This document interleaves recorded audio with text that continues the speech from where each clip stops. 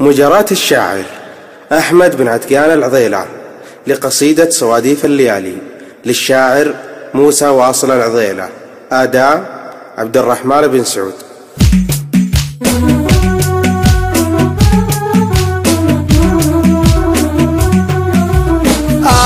من الليل انقضيته ما غير اجلس واقوم، صرت انا والليل والصبر بالهم خشاره، والله ان الصبر ما عاد يقضي لي لزوم، بريح حالي راح عمري وجرحي ما برا، ودي يشكي ومناعتنا العوايد والسلوم، ما بقى الا دمعي عيني حافظته ما جرى، ابني على مالي بالله ثم قوى العزوم، جلي شان اللي على الحالي والحيلة دارا، هذه الدنيا على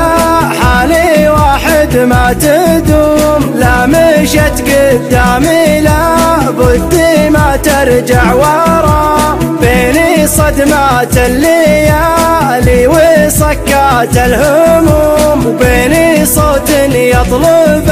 المجد وعيون ترى، وجدي حالي وجدي من عاشي بالدنيا محروم، عله بالشمس ما له ظلال ولا ذرى، وصدي عن دنياه ضايق وعايف ومهزوم، بس يدري هرجته للحسد واهل الزهرة، وما لقى الا الصبر لو ما تمل لفح السموم، لو سار ليله وهو ما دار بانه سارا، جداد لو جاعي